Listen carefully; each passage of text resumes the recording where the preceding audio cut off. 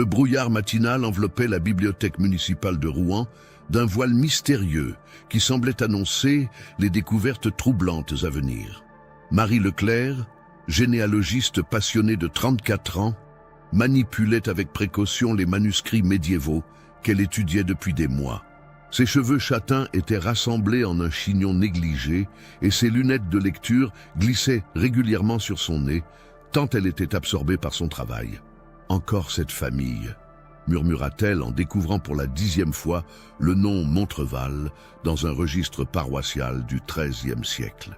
Marie travaillait sur sa thèse de doctorat concernant les lignées nobles disparues de Normandie, mais la famille Montreval l'intriguait particulièrement. Contrairement aux autres familles de petite noblesse de l'époque, leur registre présentait des anomalies troublantes qui défiant toute logique généalogique. « Frère Antoine, regardez ceci !» dit-elle en s'adressant au moine archiviste qui l'assistait dans ses recherches.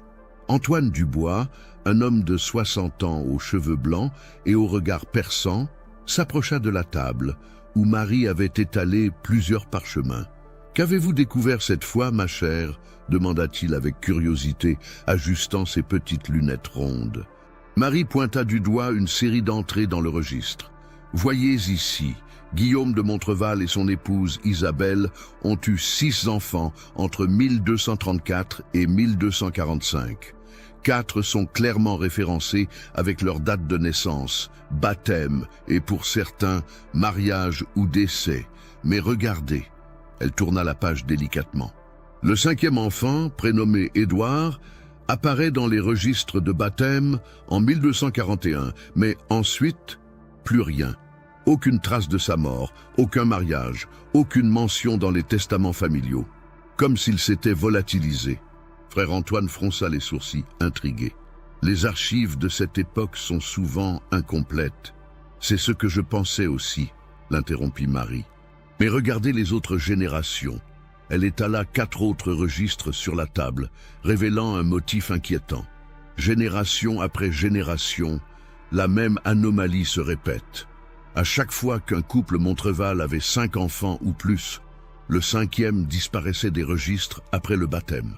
Parfois, il y a une mention laconique, mort de fièvre soudaine ou envoyé en pèlerinage.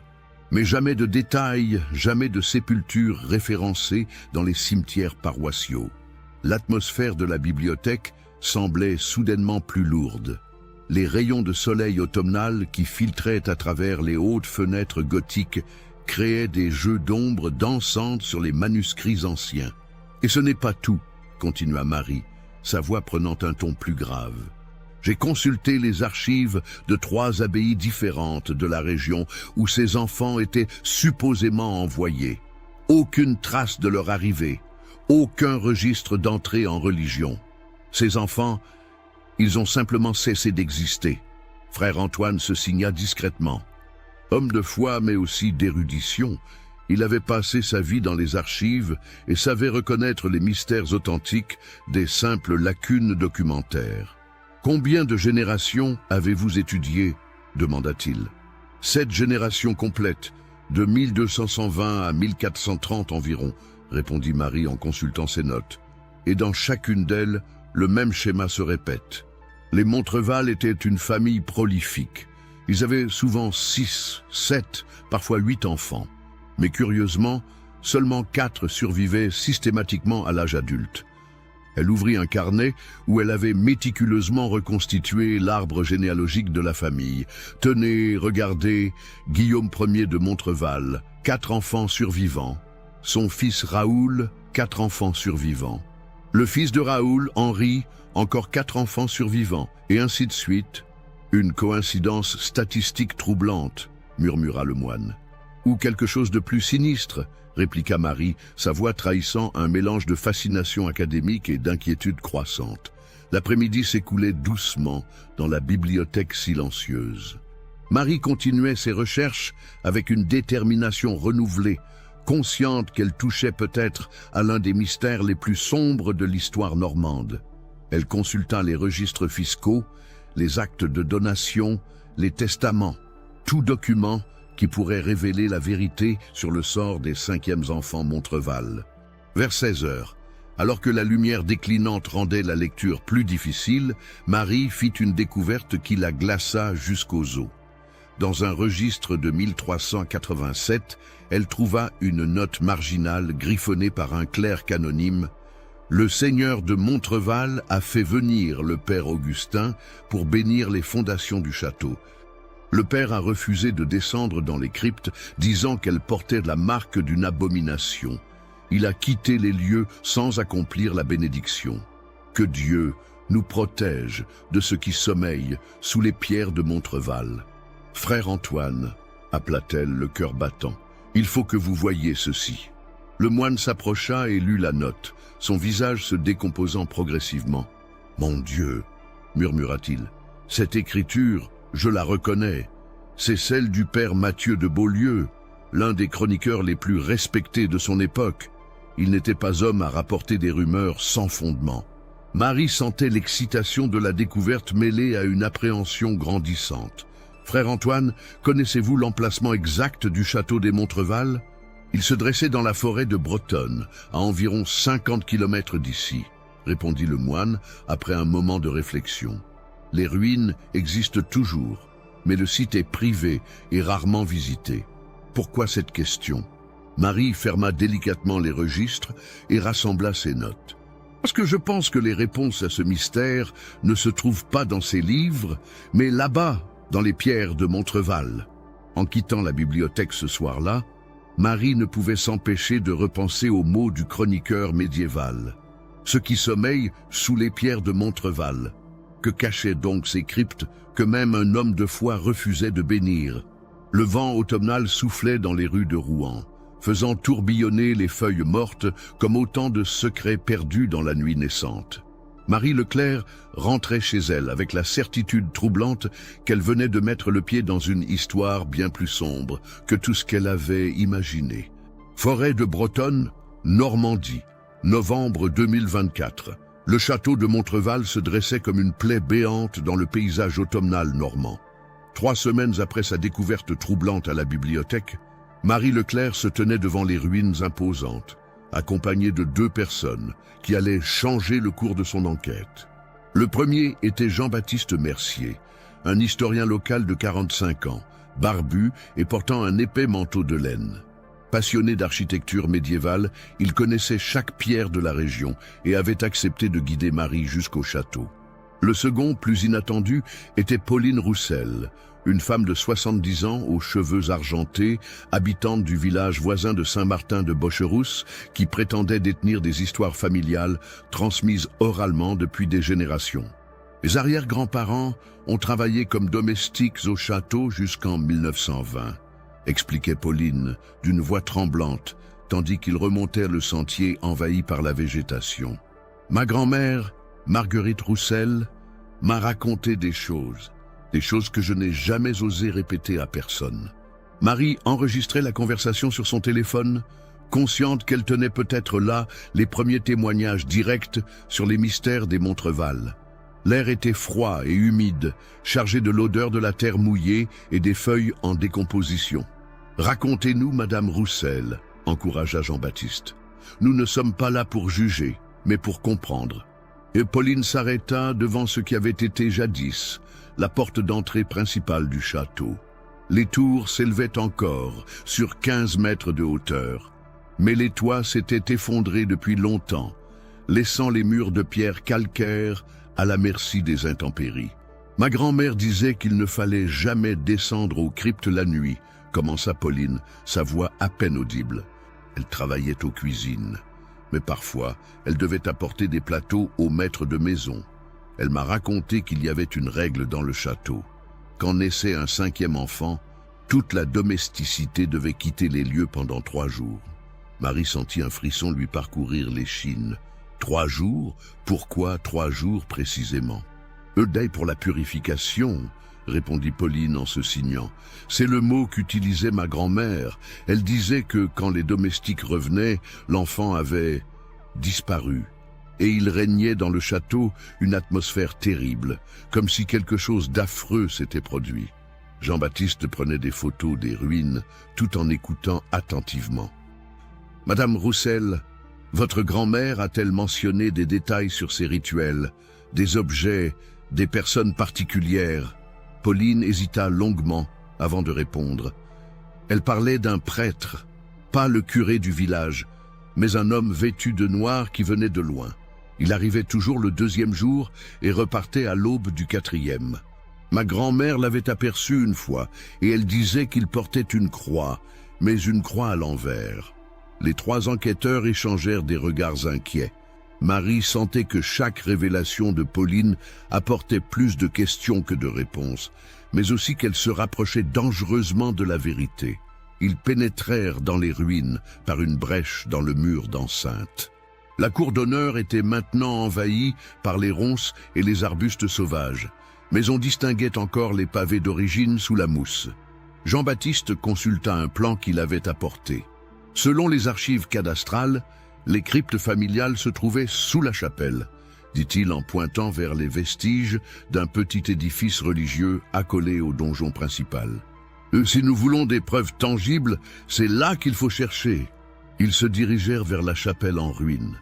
Les murs tenaient encore debout sur 3 mètres de hauteur et on distinguait les restes de ce qui avait été l'autel. Mais c'est en contournant l'édifice que Marie fit une découverte stupéfiante. « Regardez !» s'écria-t-elle en désignant une dalle de pierre gravée à demi enfouie sous les feuilles mortes. Jean-Baptiste et elle dégagèrent rapidement la surface, révélant une inscription latine parfaitement conservée, Cantus sanguis, pretium aeternum.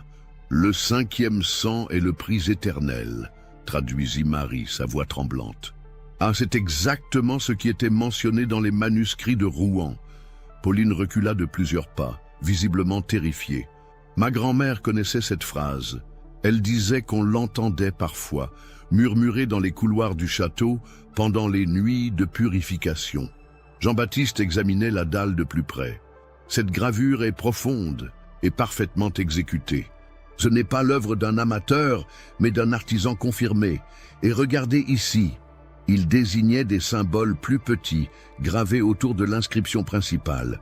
Ces marques ne sont pas chrétiennes, elles ressemblent plutôt à de la sorcellerie, compléta Pauline dans un souffle.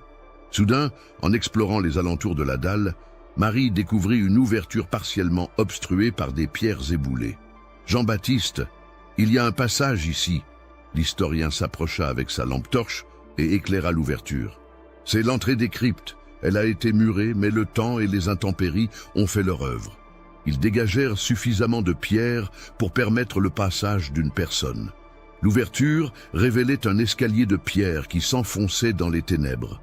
Une odeur étrange remontait des profondeurs, un mélange de moisie, de terre humide et de quelque chose d'autre, plus inquiétant, que Marie ne parvenait pas à identifier. « Nous devons descendre », dit-elle avec détermination, malgré l'appréhension qui lui nouait l'estomac. « Non !» protesta Pauline avec véhémence. « Ma grand-mère disait qu'il ne fallait jamais descendre là-bas, jamais !» Elle prétendait que ceux qui y allaient en ressortaient changés. Jean-Baptiste hésitait, partagé entre la curiosité scientifique et la prudence. « Marie, nous ne sommes pas équipés pour une exploration spéléologique. Et si Madame Roussel a raison, si ces cryptes recèlent vraiment quelque chose de dangereux. » Mais Marie avait déjà allumé sa lampe torche et commencé à descendre les premières marches. « Mes recherches m'ont mené jusqu'ici. Je ne peux pas m'arrêter maintenant. Restez dehors si vous préférez, je comprendrai. » Les marches de pierre étaient glissantes et usées par les siècles. Marie comptait mentalement 10 marches, 15, 20. L'escalier semblait s'enfoncer très profondément dans les entrailles de la terre. L'air devenait de plus en plus vicié et sa respiration formait de petits nuages de buée dans le froid humide. Finalement, après 32 marches, elle atteignit le sol des cryptes. Sa lampe révéla une salle voûtée d'environ 10 mètres sur 6, aux murs de pierre nue. Mais ce qu'elle découvrit là la figea d'horreur. Le long des murs étaient alignés des sarcophages de pierre, mais ce n'était pas cela qui l'avait pétrifiée. C'étaient les inscriptions sur les murs, des centaines de noms gravés dans la pierre, accompagnés de dates et d'une mention répétée. Quintus Filius Oblatus, 5e fils, offert. « Mon Dieu !» murmura-t-elle. Jean-Baptiste, qui avait finalement décidé de la suivre, arriva à son tour dans la crypte. « Marie, qu'est-ce que... » Il s'interrompit en découvrant le spectacle qui s'offrait à leurs yeux. Les noms gravés s'étalaient sur plusieurs siècles. Édouard de Montreval, 1241, Thomas de Montreval, 1267, Geoffroy de Montreval, 1294. La liste semblait interminable, chaque nom témoignant d'une vie sacrifiée selon un rituel ancestral. Mais c'est au centre de la crypte qu'ils firent la découverte la plus troublante. Un autel de pierre noire, couvert de taches sombres qui ne pouvaient être que du sang séché.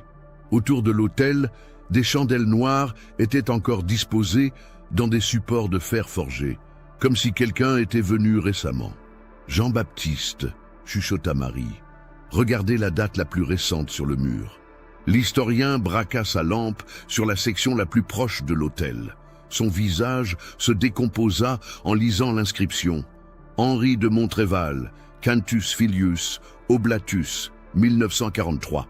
1943, répéta-t-il dans un souffle. Cela signifie que la tradition s'est perpétuée bien plus longtemps qu'on ne le pensait, compléta Marie. Et peut-être même, elle ne termina pas sa phrase, mais tous deux pensaient la même chose. Et si cette tradition barbare se perpétuait encore aujourd'hui? En ressortant des cryptes, ils trouvèrent Pauline Roussel en état de choc, assise sur un bloc de pierre, tremblante et livide. « Vous avez vu, n'est-ce pas ?» dit-elle simplement. « Vous avez vu l'horreur que ma famille cachait depuis des générations. » Marie s'agenouilla devant la vieille femme. « Madame Roussel, est-ce que votre famille avait connaissance de ces sacrifices ?» Pauline leva vers elle des yeux brillants de larmes. « Ma grand-mère le savait. Tous les domestiques le savaient. Mais que pouvions-nous faire? Les Montreval étaient puissants, respectés. Qui aurait cru les paroles de simples serviteurs? Et puis, il y avait les menaces. Quelles menaces?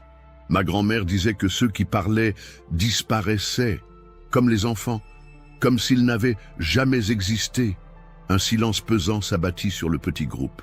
Marie réalisait que son enquête historique venait de révéler l'un des crimes en série les plus effroyables de l'histoire de France, perpétré sur plusieurs siècles par une famille qui avait réussi à maintenir son secret grâce à la peur et au silence. Mais une question terrifiante demeurait. La lignée des Montreval était-elle vraiment éteinte? En remontant vers leur voiture, Jean-Baptiste brisa le silence. « Marie, il faut prévenir les autorités. Cette découverte dépasse le cadre de vos recherches académiques. »« Je sais, » répondit-elle. « Mais d'abord, je veux m'assurer qu'il n'y a plus aucun descendant des Montreval. Je ne veux pas que cette horreur puisse se reproduire. Si cette histoire macabre vous a donné des frissons, partagez-la avec un ami qui adore les contes de terreur et les histoires de crimes historiques. » Paris, décembre 2024. Les Archives nationales de Paris bourdonnaient d'une activité feutrée en cette froide matinée de décembre. Marie Leclerc, accompagnée de l'inspecteur Laurent Moreau des services historiques de la police judiciaire, avait obtenu l'autorisation d'accéder aux dossiers d'état civil les plus sensibles, classés sous scellé depuis des décennies. L'inspecteur Moreau, un homme de 50 ans au regard perçant et aux cheveux grisonnants, avait été saisi de l'affaire après le rapport troublant que Marie avait déposé suite à sa découverte dans les cryptes de Montreval. Sceptique au départ, il avait rapidement compris l'ampleur potentielle de la situation après avoir examiné les preuves photographiques et les témoignages recueillis. « Madame Leclerc, dit-il en consultant ses notes, j'ai fait des recherches préliminaires sur la famille Montreval. Officiellement, la lignée s'est éteinte en 1944 avec la mort d'Armand de Montreval, tué pendant la Libération. » Marie feuilletait nerveusement les documents étalés devant elle. « Mais vous avez dit officiellement. Cela sous-entend qu'il pourrait y avoir des descendants non reconnus, des branches bâtardes, des adoptions, » compléta l'inspecteur. Dans les familles nobles, c'était plus courant qu'on ne le pense, surtout quand il s'agissait de préserver un héritage ou de cacher des secrets embarrassants. Il travaillait dans une salle d'archives climatisée, entourée de milliers de dossiers poussiéreux qui contenaient les secrets les mieux gardés de l'histoire française. Marie avait passé les 3 dernières semaines à éplucher les registres d'état civil de toute la Normandie, recherchant la moindre trace d'un descendant Montreval. « Tenez », dit soudain l'inspecteur en brandissant un dossier jauni. « Voici quelque chose d'intéressant. En 1943, une certaine Marguerite de Montreval, sœur d'Armand, a accouché d'un enfant illégitime. Le père n'est pas mentionné et l'enfant a été officiellement adopté par une famille de Caen sous le nom de... » Il s'interrompit, les yeux écarquillés. « Sous le nom de quoi ?» pressa Marie. « Morel », répondit l'inspecteur d'une voix étranglée. L'enfant s'appelait Philippe Morel. Marie ne comprenait pas immédiatement la portée de cette révélation, mais le visage livide de l'inspecteur lui fit comprendre qu'il y avait là quelque chose de crucial. « Inspecteur, que se passe-t-il » Laurent Moreau posa lentement le dossier et se tourna vers Marie. « Philippe Morel. C'est le nom du maire de Saint-Martin de Bocherousse, le village le plus proche du château de Montreval. Il est en poste depuis 15 ans. » Un silence glacial s'abattit dans la salle d'archives. Marie sentit son sang se figer dans ses veines. Le village où habitait Pauline Roussel, celle qui leur avait révélé les secrets familiaux, était dirigé par un descendant des Montreval. « Mon Dieu !» murmura-t-elle. « Et s'il était au courant, s'il perpétuait encore... » « Attendez !» l'interrompit l'inspecteur en ouvrant fébrile un autre dossier. « Il y a autre chose. Philippe Morel s'est marié en 1995 avec une certaine Claire Dubois. Ils ont eu... » Il compta sur ses doigts. Ils ont eu 5 enfants. Marie eut l'impression que le sol se dérobait sous ses pieds. 5 enfants? Inspecteur, qu'est-il arrivé au 5e? Laurent Moreau pianotait déjà sur son ordinateur portable, consultant les bases de données policières. Ses doigts tremblaient légèrement sur le clavier. Julien Morel, né le 15 mars 2010. Il s'arrêta net. Déclaré disparu le 18 mars 2010, âgé de 3 jours. L'enquête a conclu à un enlèvement, mais aucun suspect n'a jamais été identifié, aucune demande de rançon n'a été formulée. Le dossier a été classé sans suite en 2015. Marie se leva brusquement, renversant sa chaise. Il faut y aller immédiatement. Si Philippe Morel est vraiment un descendant des Montreval et qu'il a fait disparaître son propre 5e enfant...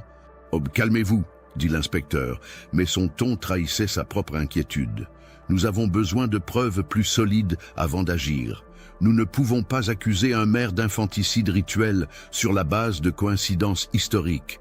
Mais Marie était déjà en train de rassembler ses affaires. « Inspecteur, j'ai passé ma vie à étudier l'histoire. Je sais reconnaître les schémas qui se répètent. Philippe Morel n'est pas le premier descendant Montreval à faire disparaître son 5e enfant. Et il ne sera pas le dernier si nous n'agissons pas. » Laurent Moreau hésita un instant, puis referma brutalement ses dossiers. « Très bien, mais nous procédons dans les règles. Nous allons d'abord interroger discrètement les habitants du village, vérifier les témoignages, et ensuite, seulement, nous confronterons Morel. » Le voyage de Paris à Saint-Martin de Bocherousse leur prit 3 heures sous une pluie battante. Marie ne cessait de repenser aux révélations de la journée. Comment était-il possible qu'une tradition aussi barbare ait pu se perpétuer jusqu'au XXIe siècle sans que personne ne s'en aperçoive? En arrivant au village, ils se rendirent d'abord chez Pauline Roussel. La vieille femme les accueillit avec inquiétude, devinant intuitivement que leur visite n'annonçait rien de bon. « Madame Roussel, » commença l'inspecteur après s'être présenté, « nous devons vous parler de Philippe Morel. » Le visage de Pauline se décomposa instantanément. « Vous avez découvert... » murmura-t-elle. « Découvert quoi ?» pressa Marie. Pauline s'effondra dans son fauteuil, soudain vieillie de 10 ans. « Que Philippe descend des Montreval. Je le sais depuis toujours. Ma grand-mère avait reconnu Marguerite de Montreval quand elle est venue accoucher secrètement en 1943. Elle ressemblait trop aux autres femmes de la famille pour qu'on s'y trompe. « Pourquoi n'avoir rien dit ?» demanda l'inspecteur. « Parce que j'espérais que la malédiction était terminée, » répondit Pauline en pleurant. Philippe semblait être un homme bien. Il s'occupait correctement du village, aidait les personnes âgées, organisait des fêtes pour les enfants. Mais, encouragea Marie, sentant qu'il y avait une suite. Mais Quand son 5e enfant est né, Pauline se signa plusieurs fois. J'ai vu Philippe se rendre au château dans la nuit du 17 mars 2010. J'étais insomniaque à cette époque, et depuis ma fenêtre, on voit le chemin qui mène aux ruines. Il portait quelque chose dans ses bras, quelque chose d'enveloppé dans un linge blanc. Marie et l'inspecteur échangèrent un regard lourd de signification. Les pièces du puzzle se mettaient en place de façon terrifiante. Il est revenu à l'aube, continua Pauline. Les mains sales, les vêtements tachés, et le lendemain, il a déclaré la disparition de son fils à la gendarmerie, jouant parfaitement le père épouvanté. « Madame Roussel, dit gravement l'inspecteur, accepteriez-vous de témoigner officiellement de ce que vous avez vu ?» La vieille femme hésita longuement. « J'ai peur, inspecteur. Ma famille a gardé le silence pendant des générations par peur des Montreval. Et si Philippe découvrait que c'est moi qui... Nous vous protégerons, promit Laurent Moreau. Mais votre témoignage pourrait être crucial pour empêcher d'autres tragédies. » Soudain, Marie se figea. Une pensée horrible venait de lui traverser l'esprit. « Inspecteur, vous avez dit que Philippe Morel était marié depuis 1995. Cela fait presque 30 ans. Sa femme pourrait avoir... » Elle ne termina pas sa phrase, mais tous comprirent son implication. Si Claire Morel était encore en âge de procréer, si elle attendait un nouvel enfant et si c'était le 5e, l'inspecteur bondit sur ses pieds. Il faut vérifier immédiatement. Ils se précipitèrent vers la mairie, située au centre du petit village normand. La nuit tombait rapidement et les réverbères jetaient des ombres inquiétantes sur les pavés humides. Mais en arrivant devant le bâtiment administratif, ils découvrirent qu'il était fermé. « Le bureau médical », dit Marie. « Il doit y avoir un médecin de village qui suit les grossesses. » Le docteur Bernard Lafont, un homme de 65 ans à la barbe blanche, les reçut dans son cabinet avec méfiance. Quand l'inspecteur Moreau lui présenta sa carte et expliqua brièvement la situation, le médecin devint livide. « Mon Dieu !» murmura-t-il. « Vous pensez vraiment que Philippe... » « Docteur, nous avons besoin de savoir si Madame Morel attend un enfant, » insista l'inspecteur. Le médecin hésita longuement, invoquant le secret médical, mais finit par céder face à la gravité de la situation. Claire Morel est enceinte de 6 mois. Elle doit accoucher en mars prochain. Marie sentit ses jambes se dérober sous elle.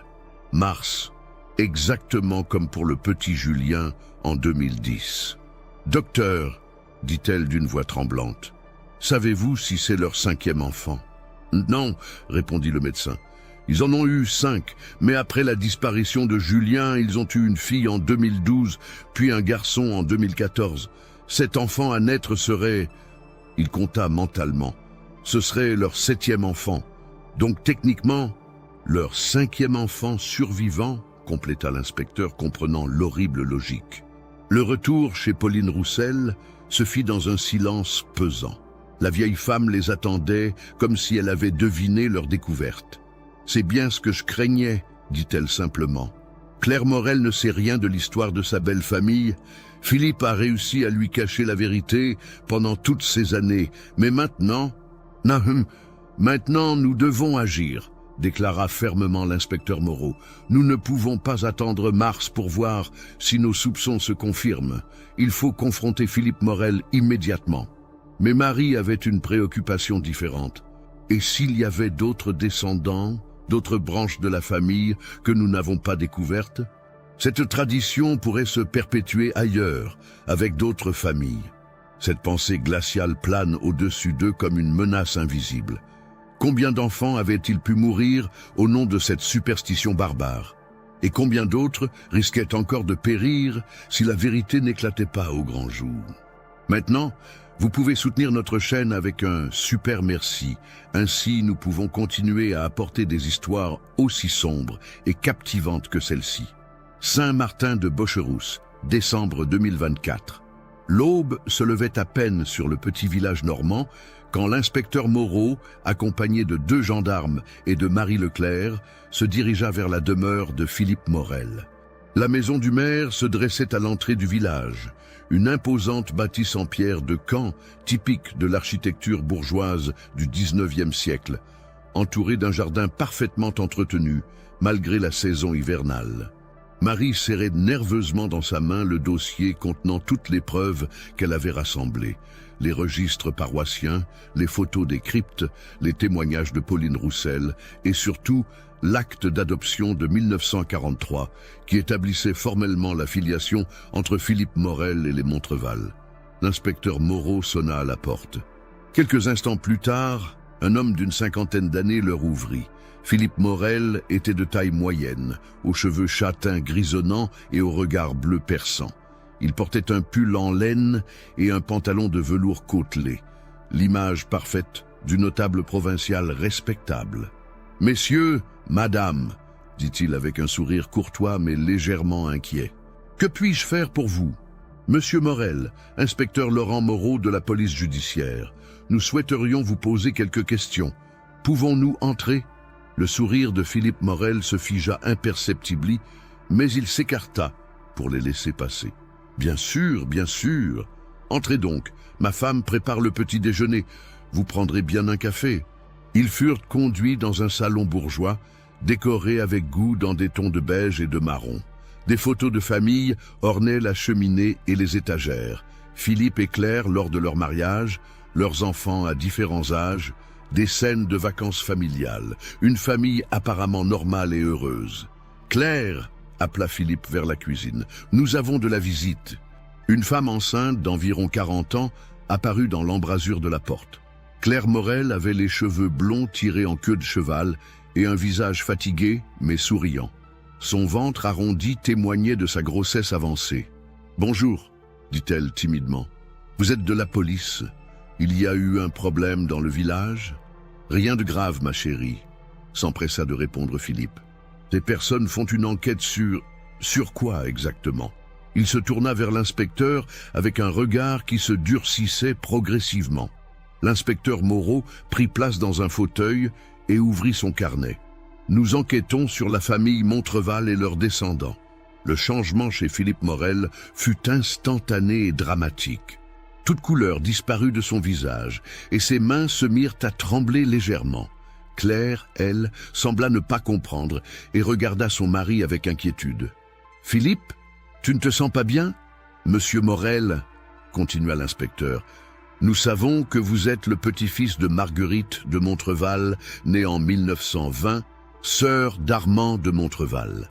Vous avez été adopté en 1943 par la famille Morel de Caen pour cacher vos origines nobles. » Philippe s'effondra dans son fauteuil, comme si le poids de décennies de secrets venait soudainement de s'abattre sur ses épaules. « Philippe !» s'écria Claire, alarmée. « De quoi parlent ces gens? Quelle famille Montreval ?» Marie prit la parole pour la première fois. « Madame Morel, votre mari descend d'une famille de nobles normands qui, pendant des siècles, ont pratiqué des rituels particuliers. Taisez-vous !» explosa soudain Philippe, retrouvant sa voix. « Vous ne savez rien, vous ne comprenez rien. » L'inspecteur se redressa, sa main se rapprochant instinctivement de son arme de service. « Monsieur Morel, nous savons ce qui est arrivé à votre fils Julien en 2010. Nous avons un témoin qui vous a vu vous rendre au château la nuit de sa disparition. » Claire poussa un cri étouffé et porta ses mains à sa bouche. « Julien. Mais Julien a été enlevé. Tu m'as dit qu'il avait été enlevé. » Philippe se leva d'un bond, arpentant le salon comme un animal en cage. « Vous ne comprenez pas. Aucun de vous ne comprend. Ce n'était pas de la barbarie, c'était nécessaire. C'était pour protéger la famille. » « Protéger la famille de quoi ?» demanda Marie, fascinée malgré l'horreur de la situation par cet aveu direct. Philippe s'arrêta devant la cheminée, fixant les flammes qui dansaient dans l'âtre. « La malédiction, murmura-t-il. La malédiction qui pèse sur notre lignée depuis des siècles. Chaque 5e enfant porte en lui la marque du péché originel de notre ancêtre. Si on ne l'élimine pas, toute la famille périra. Quelle malédiction !» insista l'inspecteur. « Quelle faute ancestrale !» Philippe se tourna vers eux et Marie fut frappée par l'expression de ses yeux, un mélange de fanatisme et de désespoir qui révélait des années de tourments intérieurs. « En 1203, commença-t-il d'une voix monocorde, Geoffroy de Montreval, le fondateur de notre lignée, a violé et tué une jeune paysanne enceinte. Sur son lit de mort, la malheureuse a maudit Geoffroy et sa descendance, que chaque 5e enfant de ton sang porte la marque de ton péché, et que ta lignée périsse dans la souffrance si tu ne paies pas le prix éternel. Claire était devenue livide et s'accrochait au dossier d'une chaise pour ne pas s'effondrer. Philippe, qu'as-tu fait à notre bébé? Qu'as-tu fait à Julien? Ce qu'il fallait faire, cria Philippe, ce que tous les Montreval ont fait pendant 800 ans, le sacrifice nécessaire pour préserver le reste de la famille. Vous avez tué votre propre enfant, dit l'inspecteur d'une voix blanche. Un nouveau-né de 3 jours. Philippe hocha la tête, les yeux brillants de larmes. Dans les cryptes familiales, selon le rituel ancestral. Une mort rapide, indolore. Julien n'a pas souffert. Il est mort pour que ses frères et sœurs puissent vivre. L'aveu était fait. Marie sentit un mélange de soulagement et de nausée l'envahir. Ils tenaient enfin la confirmation de leurs soupçons les plus terrifiables. Mais Claire Morel, elle, vivait l'effondrement total de son monde. « Monster !» hurla-t-elle en se jetant sur son mari, le frappant de ses poings. « Tu as tué notre bébé, tu as tué Julien. Et maintenant ?»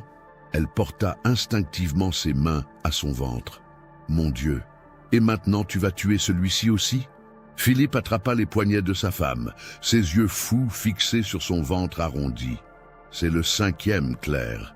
Tu comprends? C'est le 5e enfant survivant de notre union. Il porte la marque. Il faut que je... »« Non !» cria Claire en se dégageant. « Je ne te laisserai pas faire. Plus jamais !» L'inspecteur Moreau bondit et maîtrisa Philippe Morel, lui passant les menottes, tandis que les gendarmes sécurisaient la scène. « Philippe Morel, vous êtes en état d'arrestation pour meurtre sur la personne de Julien Morel et menace de mort sur enfant à naître. » Mais Philippe ne semblait plus entendre. Il fixait sa femme enceinte avec une expression d'épouvante pure. « Tu ne comprends pas, Claire. Si je ne respecte pas le pacte, la malédiction s'abattra sur toute la famille. Nos autres enfants vont mourir. Toi aussi, tu vas mourir. C'est écrit dans les prophéties. Il n'y a pas de malédiction, cria Marie, incapable de contenir plus longtemps sa colère. Il n'y a que la folie de votre famille, des siècles de meurtres déguisés en tradition religieuse. Philippe la fixa avec un regard de pitié mêlé de terreur. Vous verrez, murmura-t-il, tandis qu'on l'emmenait. Quand les malheurs commenceront à s'abattre sur nous, vous verrez que j'avais raison. La malédiction des Montreval ne pardonne pas. Claire s'effondra dans les bras de Marie, sanglotant de manière incontrôlable. Comment ai-je pu vivre 15 ans avec un monstre sans m'en apercevoir? Comment a-t-il pu me mentir sur la mort de notre enfant? Madame Morel, dit doucement l'inspecteur, nous allons vous placer sous protection. Votre mari semble sincèrement convaincu de ses croyances et nous ne pouvons prendre aucun risque pour votre sécurité et celle de l'enfant que vous portez. En sortant de la maison des Morel, Marie croisa le regard de Pauline Roussel, qui observait la scène depuis sa fenêtre. La vieille femme lui fit un signe de tête approbateur, mais son expression demeurait grave et inquiète. « Inspecteur, » dit Marie, « il faut maintenant rechercher systématiquement tous les autres descendants possibles des Montreval. Philippe n'est peut-être pas le seul à perpétuer cette tradition. »« J'y ai pensé, » répondit Laurent Moreau. « Nous allons éplucher tous les registres d'adoption de la région depuis 1944 et nous allons également enquêter sur toutes les disparitions d'enfants en bas âge dans les familles qui comptent déjà 4 enfants. Si d'autres branches de la famille existent, » il n'eut pas besoin de finir sa phrase. L'ampleur potentielle du crime était vertigineuse. Normandie, janvier 2025. 3 semaines après l'arrestation de Philippe Morel, l'affaire avait pris une ampleur nationale. Les médias français s'étaient emparés de cette histoire qui mêlait histoire médiévale et faits divers sordides, baptisant l'affaire « le mystère de la malédiction des Montreval ». Marie Leclerc se trouvait dans le bureau du procureur de la République de Rouen, Pierre Vallier, un homme de 55 ans aux cheveux blancs et au regard fatigué par des années de magistrature. Les murs étaient tapissés de codes juridiques et de dossiers. témoin silencieux de milliers d'affaires criminelles. « Madame Leclerc », dit le procureur en consultant les épais dossiers étalés devant lui, « grâce à vos recherches, nous avons ouvert l'une des enquêtes les plus vastes de l'histoire judiciaire française. » L'inspecteur Moreau était également présent, ainsi que le capitaine Sarah Lemoine, nouvellement affecté à l'enquête pour coordonner les recherches à l'échelle nationale. « Monsieur le procureur, » répondit Marie, « j'espère seulement que nous pourrons empêcher d'autres tragédies. Philippe Morel n'était qu'un maillon d'une chaîne criminelle qui s'étend sur 8 siècles. » Le capitaine Lemoine ouvrit son ordinateur portable et projeta sur l'écran mural les résultats de ses investigations. Nos recherches ont révélé l'existence de 7 familles en France qui pourraient descendre des Montreval. 3 d'entre elles présentent des anomalies troublantes dans leur généalogie. Elle cliqua pour afficher la première fiche. La famille Montrel à Lyon, changement de nom effectué en 1889. Ils ont eu 6 enfants entre 2005 et 2018, mais le 5e, né en 2015, est mort officiellement de mort subite du nourrisson à l'âge de 2 mois. Marie sentit son estomac se nouer. Et les parents? Robert Montrel, 45 ans, directeur commercial. Sa femme Nathalie ne semble au courant de rien concernant l'histoire familiale. Nous l'avons interrogée discrètement. Elle ignore tout des origines nobles de son mari. L'inspecteur Moreau prit des notes frénétiquement. Des éléments suspects dans le comportement du père? Plusieurs témoignages de voisins mentionnent des absences inexpliquées de Robert Montrel pendant les nuits qui ont précédé et suivi la mort de l'enfant. Et nous avons trouvé dans son historique de navigation Internet des recherches sur l'histoire des Montreval, datant de quelques semaines avant la naissance de son 5e enfant. Le procureur se redressa dans son fauteuil. « Capitaine, avez-vous suffisamment d'éléments pour procéder à une arrestation ?»« Pas encore, monsieur le procureur, mais nous surveillons discrètement la famille. Si Nathalie Montrel tombe à nouveau enceinte, elle affichait la 2e fiche. La famille Valmont à Marseille, descendance probable par une branche bâtarde du XVIIe siècle. Ils ont eu 5 enfants, le 5e a officiellement disparu lors d'une promenade en forêt en 2019, à l'âge de 6 mois. Le corps n'a jamais été retrouvé. Marie ferma les yeux, accablée par l'ampleur de l'horreur qui se révélait progressivement. « Et la 3e famille ?» demanda le procureur. « La famille Dumont à Toulouse. Là, c'est plus complexe. Pierre Dumont semble être au courant de ses origines, mais il a choisi une voie différente. » L'écran afficha la photo d'un homme de 40 ans, aux cheveux noirs et aux traits tirés. Pierre Dumont a eu 4 enfants avec sa première épouse. Quand elle est tombée enceinte du 5e, elle a fait une fausse couche accidentelle au 6e mois de grossesse. Après avoir divorcé, Pierre s'est remarié et a eu 3 enfants avec sa seconde épouse. Mais dès qu'elle attendait le 4e enfant, donc le 7e de Pierre, mais qui aurait été son 5e enfant survivant, nouvelle fausse couche accidentelle. « Vous pensez qu'il provoque ces fausses couches ?» demanda Marie, horrifiée. « Nous n'avons aucune preuve, mais le schéma est troublant. Et Pierre Dumont travaille comme infirmier anesthésiste. Il a accès à des produits qui pourraient provoquer des avortements discrets. » Le silence s'abattit dans le bureau. Marie réalisait que la tradition des Montreval avait peut-être évolué avec les siècles, passant des rituels sanglants aux méthodes plus civilisées, mais tout aussi criminelles. « Il y a autre chose, » continua le capitaine Lemoine. « Nous avons découvert l'existence d'un groupe fermé sur Internet créé il y a 10 ans, qui rassemble des descendants présumés des grandes familles nobles françaises.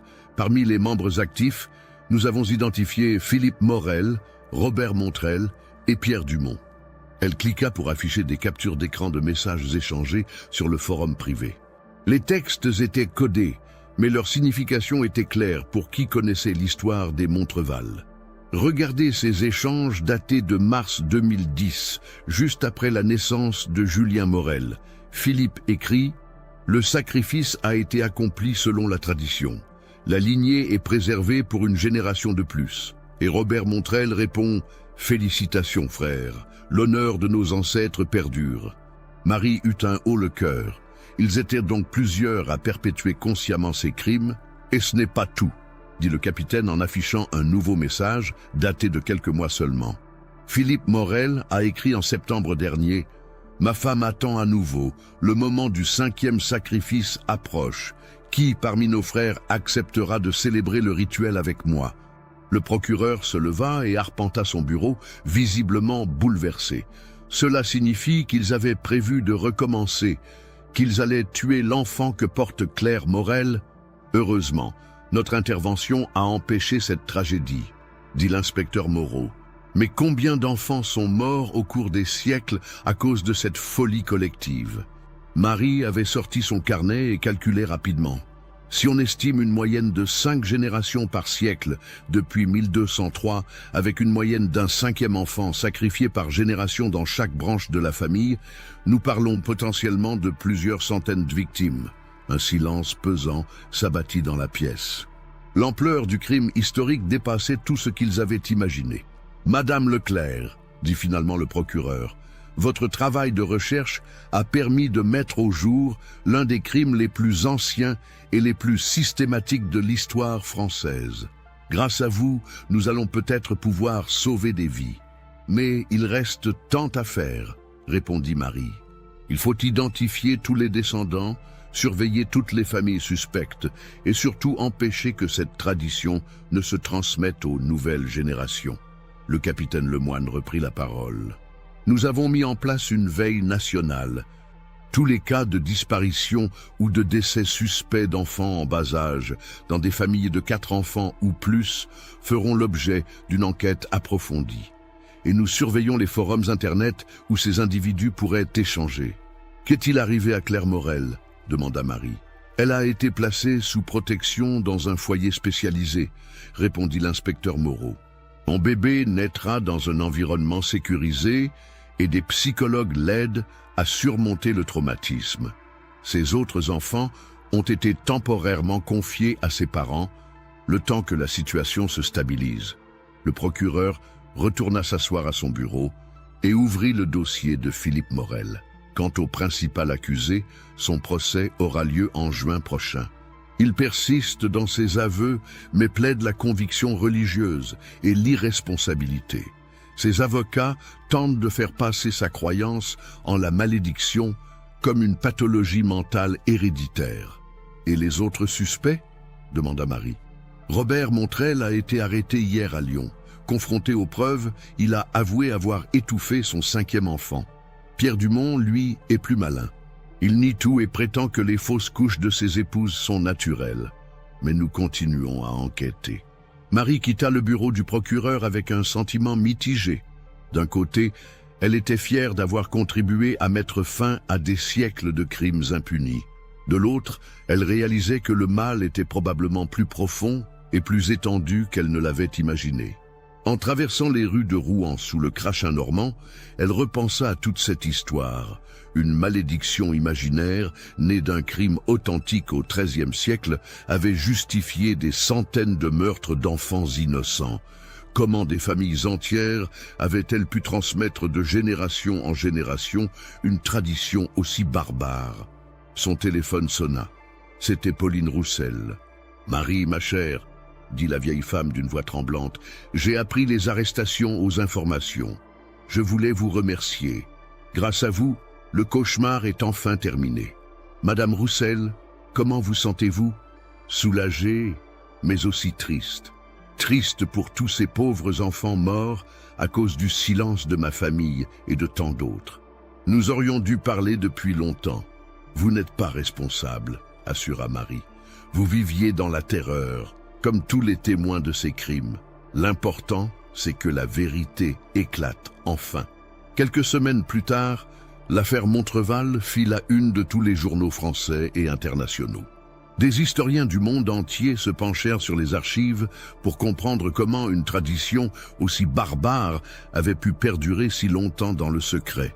Marie Leclerc, devenue malgré elle une personnalité médiatique, utilisait sa notoriété pour sensibiliser le public aux crimes historiques et à l'importance de la recherche généalogique dans la résolution d'affaires criminelles anciennes.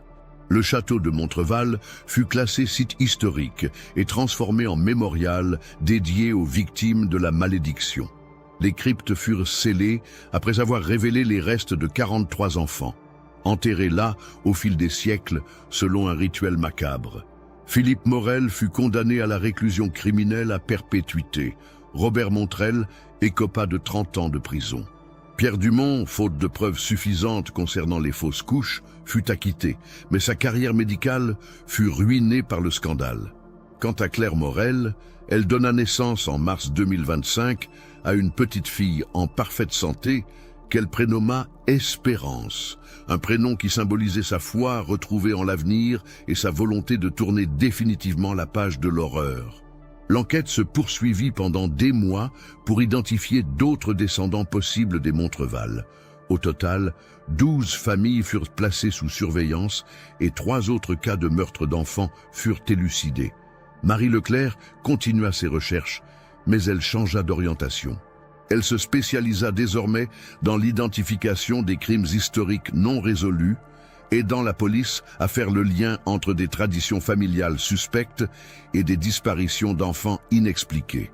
Car elle avait compris une vérité terrifiante. Combien d'autres malédictions familiales cachaient-elles des siècles de crimes impunis? Combien d'autres traditions ancestrales dissimulaient-elles des meurtres déguisés en rituels religieux? L'affaire Montreval n'était peut-être que la partie émergée d'un iceberg beaucoup plus sombre et plus vaste. Mais grâce au courage de Marie et à la détermination des enquêteurs, la lumière avait enfin chassé 8 siècles de ténèbres. La malédiction des Montreval était brisée, pour toujours. Cette histoire, bien que fictive, s'inspire de faits historiques réels concernant les superstitions et les traditions criminelles dans certaines familles nobles européennes. Toute ressemblance avec des personnes ou des événements réels ne serait que pure coïncidence. Qu'avez-vous pensé de cette histoire? Laissez votre commentaire ci-dessous et partagez vos réflexions sur ce cas terrifiant. Vous voulez plus d'histoires de terreur qui mélangent histoire et mystère? Abonnez-vous, activez la cloche de notification et partagez avec ceux qui aiment le côté obscur de l'humanité. Nous vous retrouvons dans le prochain cauchemar.